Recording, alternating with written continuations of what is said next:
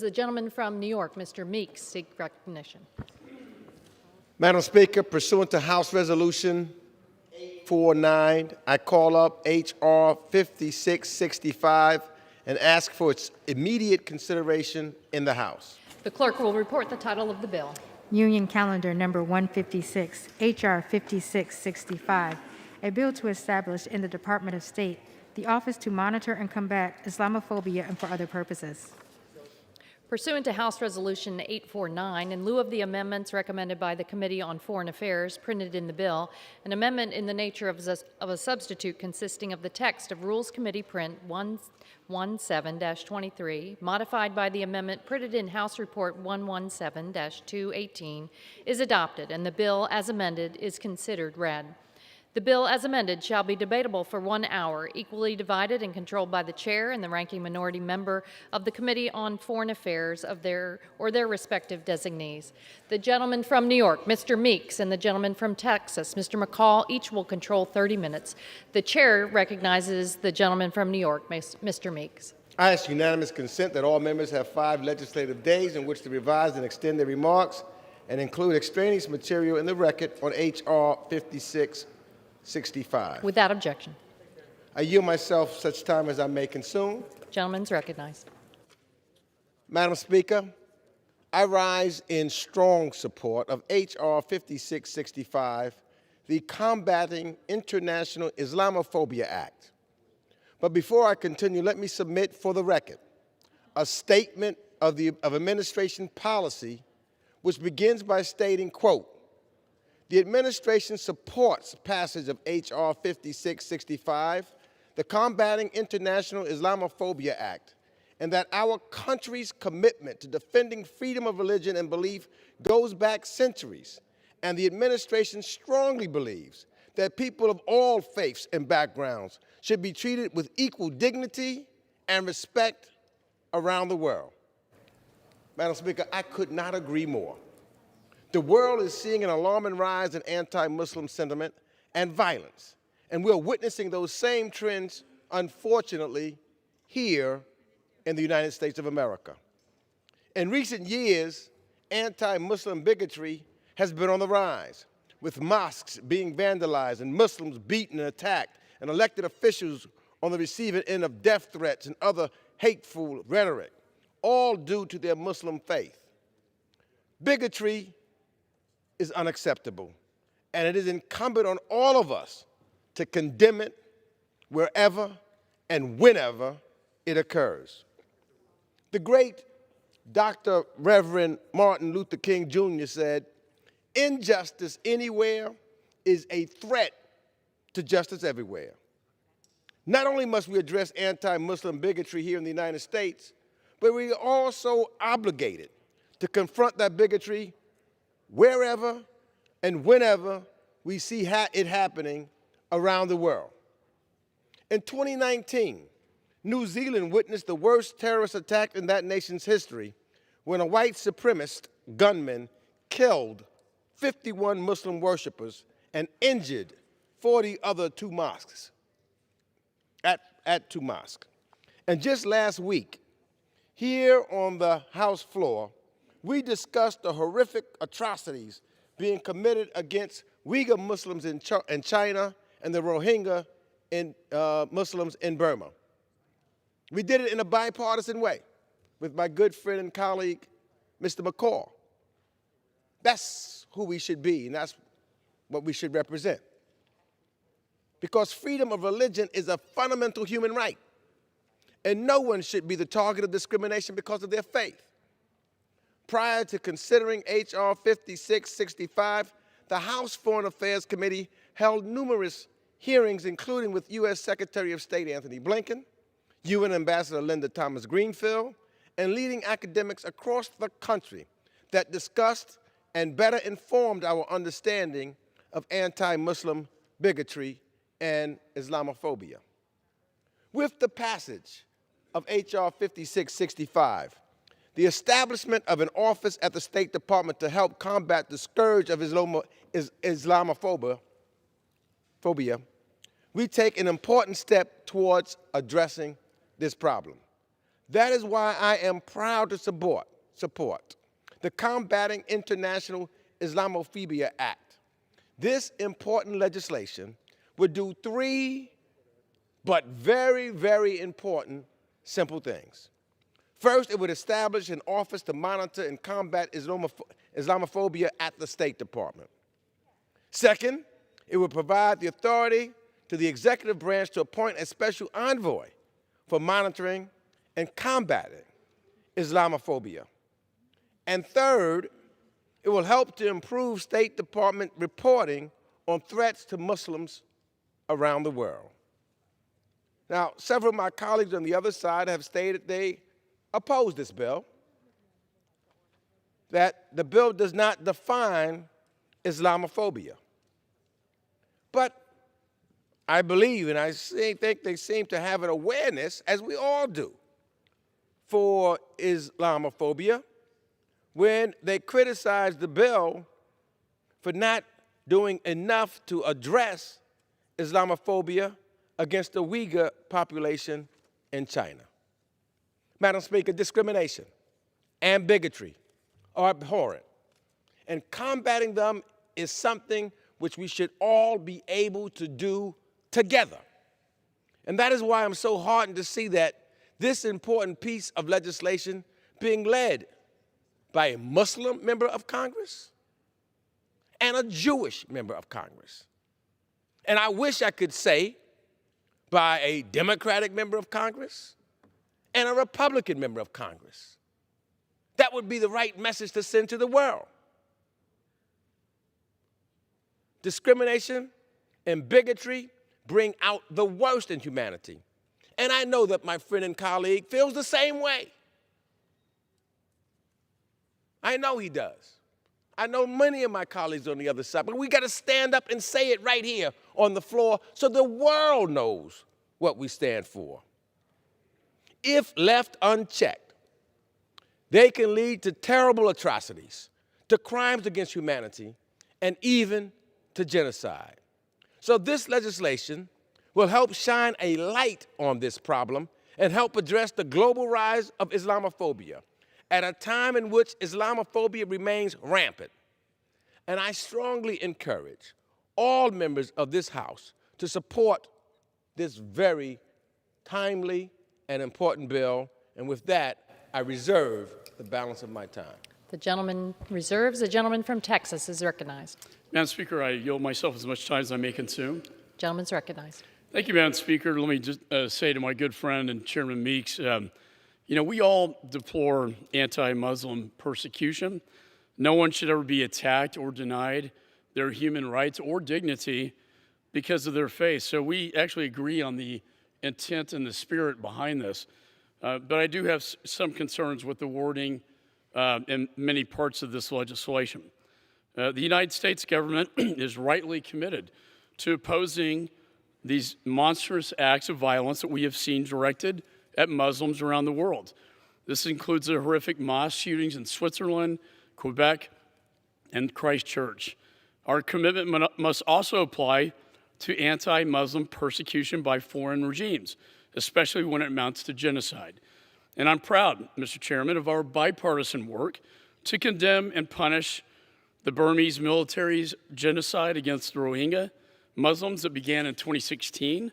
We are also working in a bipartisan fashion to oppose the Chinese Communist Party's ongoing genocide against the Uyghur Muslims that we passed together in a bipartisan manner on this floor just the other day.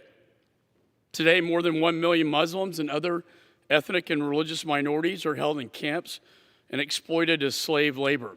Muslim children are ripped from their mothers' arms to be raised by the Communist Party. And Muslim women are suffering systematic sexual violence, forced sterilization, and forced abortion. Members on our side are fully committed to combating these anti-Muslim atrocities. And I'm proud of the work, again, that Chairman Meeks and I were able to do together to hold the Chinese Communist Party accountable for their genocide, and I want to thank you for your efforts.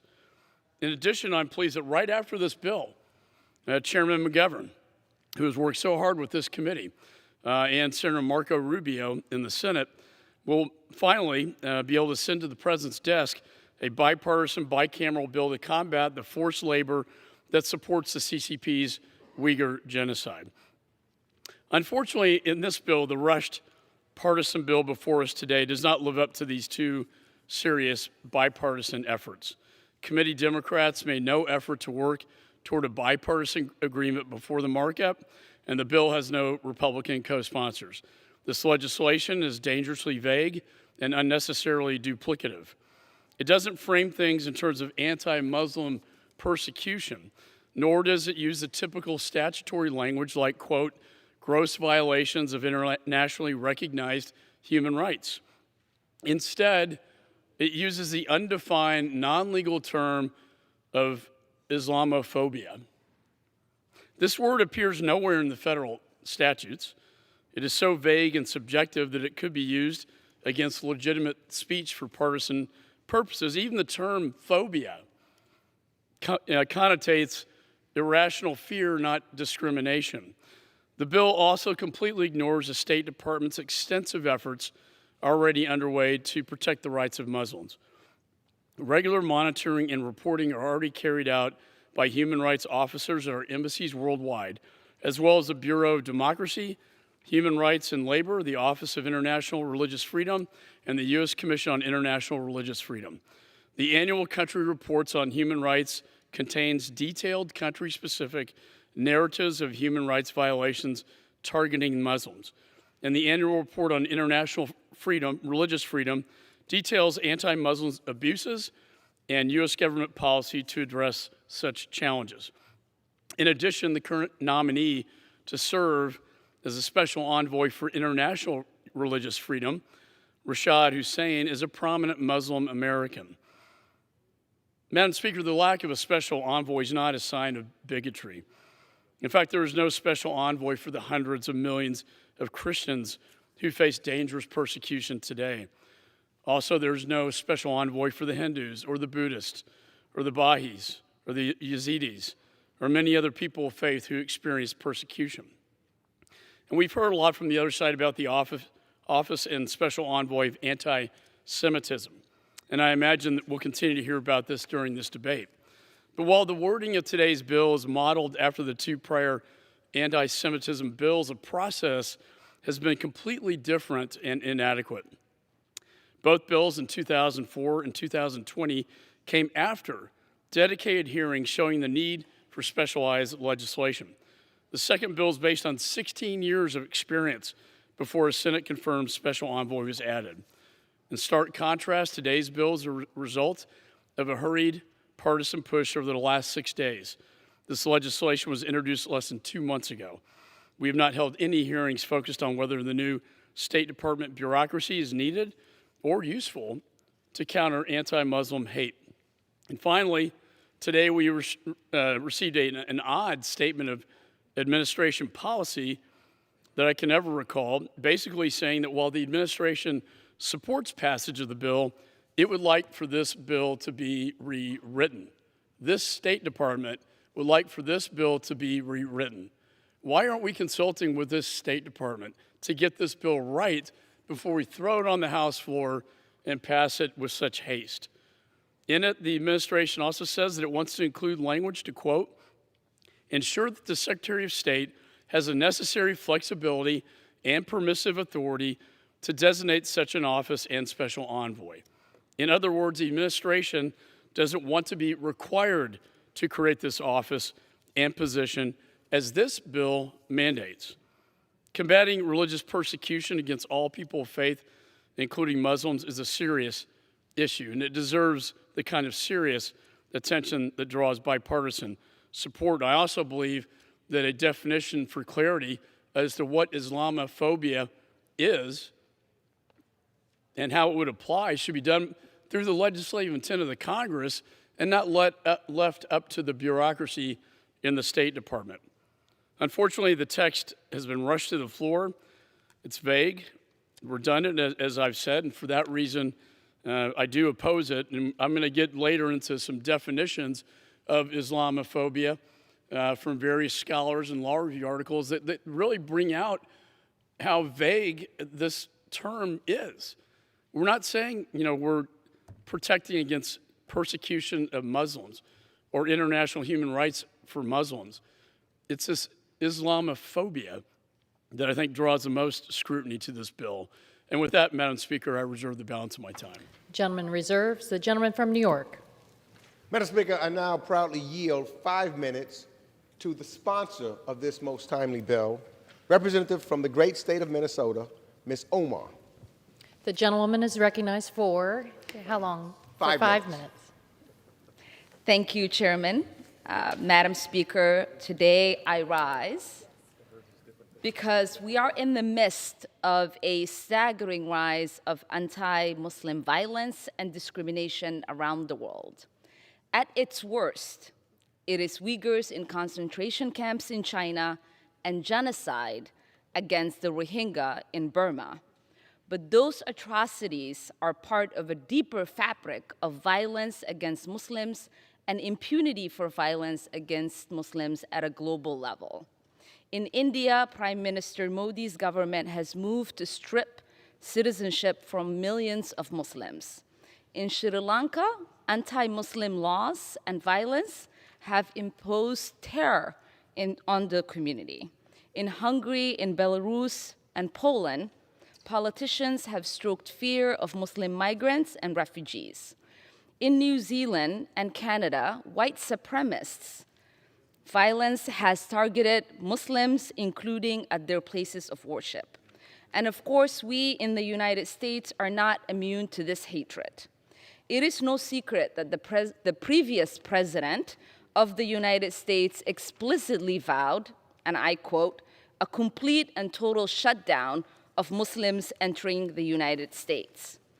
But Trump was simply taking advantage of a deeper culture of Islamophobia that has existed for the past 2 decades, from the Patriot Act to the CVE program to Abu Ghraib.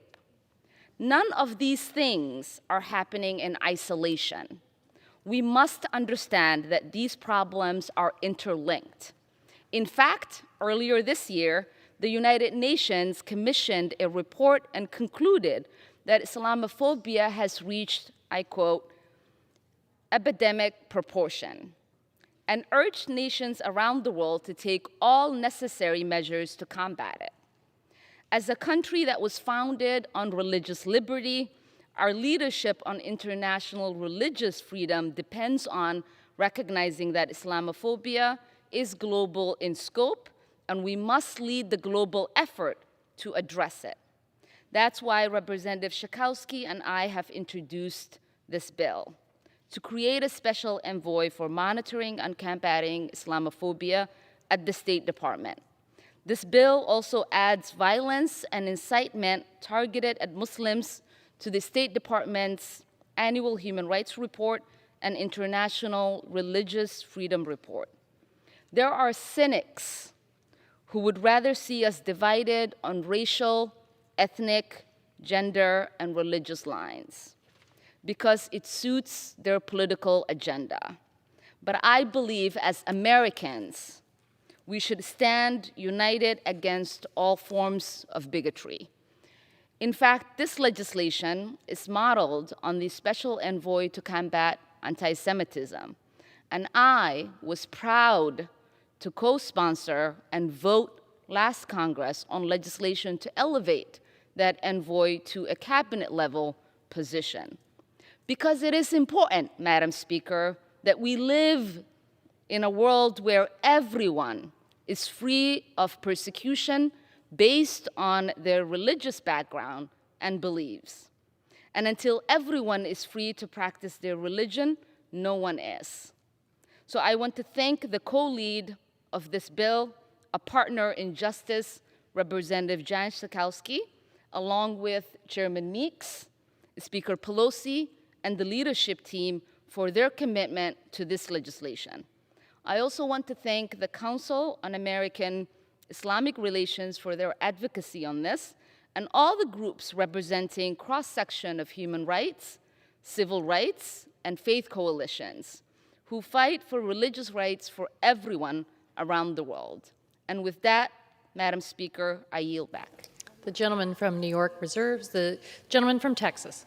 Thank you, Madam Speaker. I'm pleased to yield 4 minutes to the gentleman from Ohio, a member of the Foreign Affairs Committee, Mr. CHABOT. The gentleman is recognized for 4 minutes. Thank you, Madam Speaker. I rise this evening in opposition to H.R. 5665.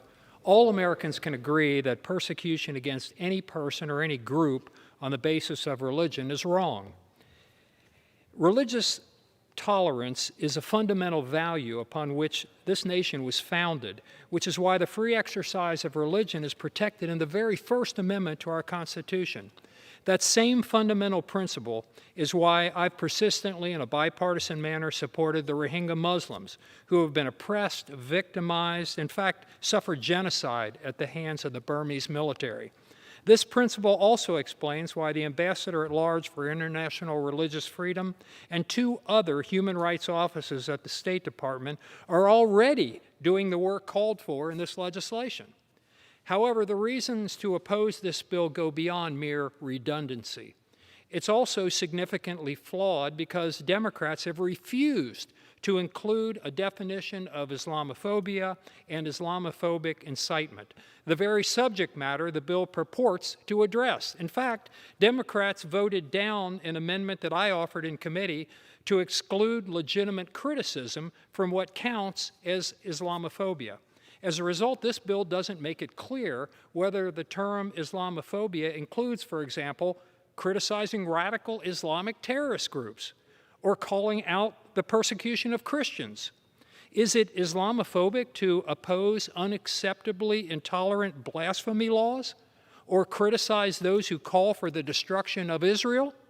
What about criticizing the Taliban's brutal repression of women or condemning those who deny the Holocaust, as Iran's supreme leader has repeatedly done? While clearly none of these criticisms should be considered Islamophobic, it's deeply concerning that this bill's supporters have refused to protect such legitimate free speech. Thus, this legislation could be used to label almost any criticism of Islam, including criticism of Sharia law, as Islamophobic. It's almost as if its goal is to shut down all debate and protect Islam from any criticism in polite society. Thus, we get to the core problem of this bill. It treats the persecution of Muslims as uniquely unacceptable. Let's face it, pretty much every religion faces persecution, as anyone who has studied history can attest. Arguably, Christians endure global persecution equal to or worse than Muslims. Further, Hindus, the Falun Gong, the Baha'is, Tibetan Buddhists, even atheists all experience repression on some corner of the globe. And while Muslims do face heinous genocides in China and Burma, Christians and Yazidis also faced genocide at the hands of the Islamic State not long ago. Finally, this legislation ill-advisedly elevates the persecution of Muslims to a special category similar to the legislation that created the special envoy to combat anti-Semitism. But unlike alleged Islamophobia, anti-Semitism is a truly unique problem. In the aftermath of the Holocaust, the world realized just how pernicious anti-Semitism was and has been for centuries, and rightly sought to eliminate it. Putting Islamophobia in the same category as anti-Semitism dramatically understates, even trivializes, the historic and pervasive nature that makes anti-Semitism such a difficult problem to overcome. Such a dangerous false equivalence might be used by extremists to justify further anti-Semitic activity. For these reasons, I urge my colleagues to oppose this legislation, and I yield back. Gentleman from Texas reserves. The gentleman from New York is recognized. Thank you, Madam Chair. Let me just, in reply to Mr. McCall earlier, that the anti-Semitism legislation was introduced on January 3rd of 2019, passed the House on January 11th of 2019. There was no hearings that was held at that last Congress before we passed the vote, and there was no markup as we had in our committee this year at all. I now proud to yield 2 minutes to the co-sponsor of this legislation, Representative Jan Schakowsky from Illinois. 2 minutes. Thank you, Madam Speaker, and thank you, Mr. Chairman. I rise as a proud co-lead of the Combating International Islamophobia Act. In the United States alone, nearly 70% of American Muslims have reported personally experienced anti-Muslim hate, bigotry, and even violence. And this anti-Muslim hate isn't just confined to certain communities and areas of this country. It has reached out in ugly ways, including in my own community, in my own district, to a member of my staff and her family. My colleagues and friends and Congress know that Congresswoman Ilhan Omar, the chief chair of this, sponsor of this legislation, knows all about this in far too personal a way. She has been subjected to relentless attacks and horrifying threats, not just from her fellow Americans, but even within the halls of Congress. And enough is enough. This should not be a controversial bill. We have had a special envoy to monitor and combat anti-Semitism for years, and I proudly support that office's work. And as a Jew myself, I see the parallel quite directly between anti-Semitism and Islamophobia, and we need to be combating both. As a nation that prides itself on defending human rights and standing up against hate and bigotry, creating a special envoy to monitor and combat Islamophobia makes perfect sense. And I urge all of my colleagues on both sides of the aisle to do what is right, which is to vote yes on the Combating International Islamophobia Act. And I yield back. The gentleman from Texas is recognized. Madam Speaker, I'm pleased to yield 4 minutes to the gentleman from Pennsylvania, a member of the Foreign Affairs Committee, Mr. Perry.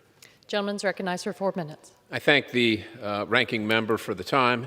Thank you, Madam Speaker. I'm proud to represent South Central Pennsylvania, where there's a large community of Ahmadiyya Muslims, the most persecuted Muslims in the Muslim faith, but yet there's nothing in this bill to safeguard them. As a matter of fact, many of my colleagues have and will continue to speak about the lack of definition, because it's going to be made up, ladies and gentlemen. It's just going to be made up based on your political proclivities.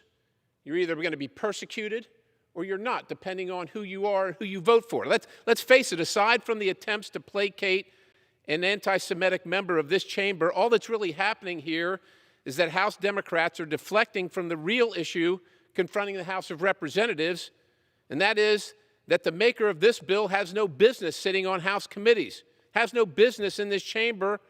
Myriad anti-Semitic comments and those of support of violence and terrorism against the United States are wholly unacceptable. But we're not going to deal with that, because we're going to deal with this. Let's not forget the moment the author of this bill breathtakingly referred to the murder of nearly 3,000 Americans on 9/11 by Islamist terrorists as some people who did something. Some people who did something. During last week's markup of this legislation in the Foreign Affairs Committee, I was assailed by my colleagues on the other side of the aisle. They told me I was Islamophobic, nasty, mean, and rude. Why? Because I offered amendments that would have prevented American tax dollars from going to organizations with ties to terrorism. Ties to terrorism. You would think that that would be something we could agree on, because we all agree that nobody should be persecuted based on their faith. We all agree on that. But American taxpayers shouldn't be forced to pay terrorist organizations that the maker of this bill is affiliated with, like the one that's an unindicted co-conspirator in the largest terror finance case in the United States of America's history. Not because I say so, because the judge says so. By intentionally leaving the definition of Islamophobia blank in this bill, the gentlelady and my friends on the other side of the aisle are creating an office in our State Department that will likely spew anti-Semitic hatred and attack Western ideas throughout the world under the farce of protecting Islam. As you can see by this debate, the goal is to silence dissent and critiques of terrorism, to silence it. The gentleman will suspend. The gentlewoman from Michigan. What do you want me to do? We called her a terrorist. We want that the words be taken down. It's been requested that the words of the gentleman from Pennsylvania be taken down. The gentleman from Pennsylvania will take his seat. The clerk will report the words.